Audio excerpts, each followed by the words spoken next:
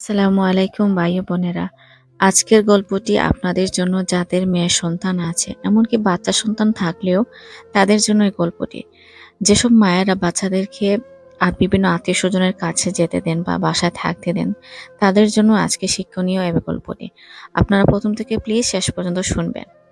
আজকে একজন বোনের গল্প শেয়ার করতেছি। উনি ছোটবেলায় উনার সাথে যা হয়েছে। আসলে আমাদের সমাজে সেটা অহরহই হচ্ছে। কিন্তু আমরা মায়েরা আমাদেরও দোষ, আমাদের সমাজ ব্যবস্থারই দোষ। কারণ আমরা বাসায় মেহমান আসলে যেমন পুরুষ খালু, ফুফা বা দাদা এমনকি চাচা আমরা তো খেয়াল করি না যে বাচ্চা মেয়েদের যেমন ৩-৪ বছর, ৫, ৬, ৭ বছরের মেয়েদেরকে আমরা কুলে বসতে দেই বা ওনারা কুলে নিয়ে বসেন। এটা আসলে ইসলামিকলিও ঠিক না। ইসলামও বলেছে ছোটবেলা থেকে আমাদের পর্দা করা শেখানো। কিন্তু আমরা তো সেটা করি না। কিন্তু সেটা যে ওনারা বাচ্চাদেরকে বিভিন্ন খারাপভাবে টাচ করেন সেটা আসলে অনেকেরই অজানা। আমার মনে হয় প্রায় মেক্সিমাম মেয়েদের সাথে এরকম হয়। কিছু বাচ্চারা তো বুঝতে পারে আর কিছু বাচ্চারা বুঝতে পারে না। তো যারা বুঝতে পারে তারাই বলতে পারবে কাদের সাথে এমন হয়েছে। তো আমার একটা ফ্রেন্ড ওই বলল যে ছোটবেলায় ওর সাথে এরকম অনেক হয়েছে। ছোটবেলায় যখন ওর বাসায় মানে গেস্ট আসতো, ওর বাবার বন্ধু বা খালু, ফুপা সবাই ওর গোপন জায়গায় হাত দিয়েছে বা বিভিন্ন জায়গায় টাচ করত। তো সেটাও ভালোভাবে বুঝতো না মানে ওর কেমন লাগতো। তার বাবা বলতো আচ্ছা হয়তো আদর করতেছে। তারপর যখন একটু ৭ বছর বয়স হলো, সেই একই অবস্থা বাসায় মেহমান আসলে নানান সময় সুযোগ বুঝে ওকে নানানভাবে টাচ করত। যার কারণে সেই মেয়েটার ছোটবেলা থেকেই ওর মানে বুকের শেপটা অনেক বড় ছিল। তো সবাই দেখে অবাক হতো যে একটা বাচ্চা মেয়ের এত বড় মানে কিভাবে হয়? মানে নরমালি যে থাকে সেরকম না হয় ওর খুবই বড়। যার কারণে ওর বিয়ে হওয়ার পর ওর স্বামীও সেটা সন্দেহ করতে শুরু করলো যে, "তোমার বুকটা এত বড় কেন? নরমাল মেয়েদের মতো না। তোমার কি আগে কেউ তোমাকে এভাবে তোমার সাথে হয়েছে কি শারীরিক সম্পর্ক?" তখন মেয়েটা আসলে বলল, "না।" কিন্তু সে আমার সাথে শেয়ার করল। আমি যখন বান্ধবী বলল যে, "আমি এমন একটা প্রবলেমে পড়েছি।" আসলে আ কিছু সময় আছে কোন জিনিস ভালো হলেও আবার প্রবলেম বেশি হয়ে গেলেও প্রবলেম, আবার না হলেও প্রবলেম। তো ওই মেয়েটা আমাকে বলল যে আমার বান্ধবীও বলল যে ওর ছোটবেলায় এমন হয়েছে। হয়তো সে কারণে। আর নাও হতে পারে কারণ কারো হরমোন একটু উম আছে হরমোনের ইমব্যালেন্স থাকলে বা কারো হরমোনটা বেশি থাকলেও অনেক সময় শরীরের বিভিন্ন অংশ বড় হয়ে যায়। যেটা আসলে আমাদের আয়ত্তে থাকে না।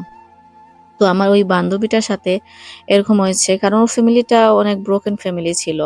ওর বাবা কিছু কাজ করতেন না। বিয়ের সময় টুকটাক একটা দোকান দিতেন। তারপর ওরা ১ ভাই ১ বোন হয়ে গেল। যখন ৫ বছর হয়ে গেল ওর মা একটু মানে উনার টাকা লাগবে। তো উনি করলেন কি মানে ওদেরকে খালার বাসায় রেখে উনি বাইরে বিদেশে সৌদি আরব চলে গেলেন। বাচ্চা দুটোকে ওই বোনের বাসায় রেখে। তো এই বোনের বাসায় থাকা অবস্থায় উনি ২ বছর ১ বছরে আসতেন, মাকে দেখে যেতেন। কিন্তু তেমন খেয়াল রাখতে পারেননি। আর স্বাভাবিক বাবা-মা গ্রামের বাড়িতে থাকতেন। তো মা-বাপ ছাড়া একটি মেয়ে খালার বাড়িতে পড়ে আছে। তার সাথে তো আর কেমন ব্যবহার হবে?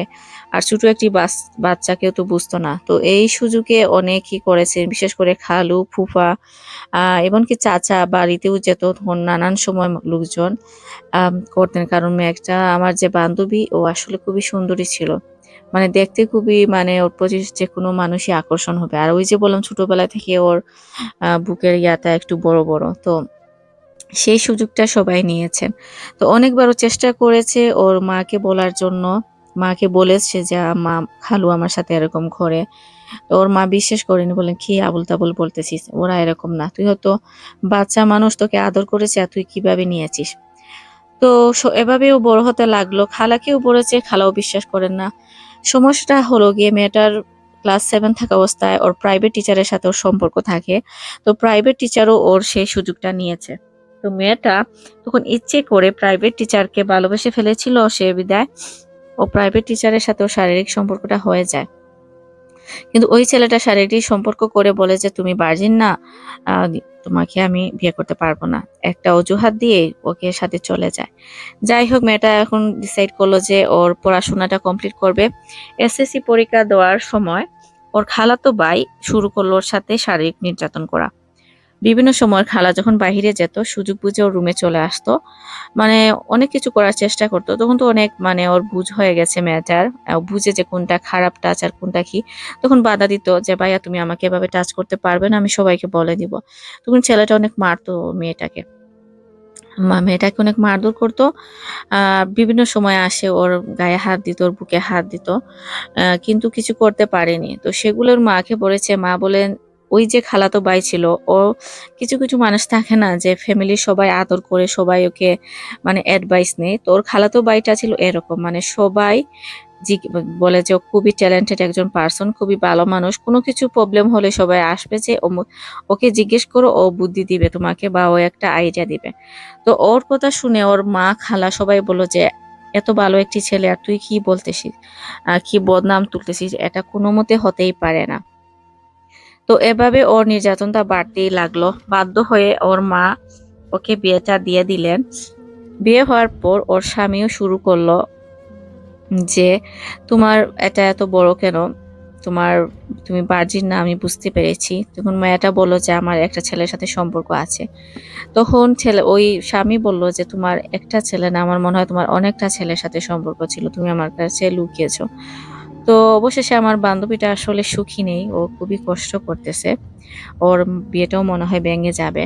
তো আমি আপনাদের মাদেরকে বলতেছি, যাদের মেয়ে সন্তান আছে স্পেশালি তাদেরকেও আপনার এমন আত্মীয় স্বজনের কাছ থেকে সরে রাখবেন, কারণ কোনটা আদর কোনটা স্নেহ সেটা বোঝা যায় না। আর এখনকার যুগে খুবই বেশি এগুলা হচ্ছে। এমনকি বাবাদের কাছ থেকে আপনারা প্রোটেক্ট করে রাখতে হবেন। বাচ্চা মেয়েদেরকে ঢিলা ঢালা কাপড় পরাবেন, ছোটবেলা থেকে পর্দা করা শেখাবেন, কোনটা খারাপ কোনটা ভালো টাচ তাদেরকে শিখাবেন। ধন্যবাদ সবাইকে, পরবর্তী ভিডিও দেখার আমন্ত্রণ রইল।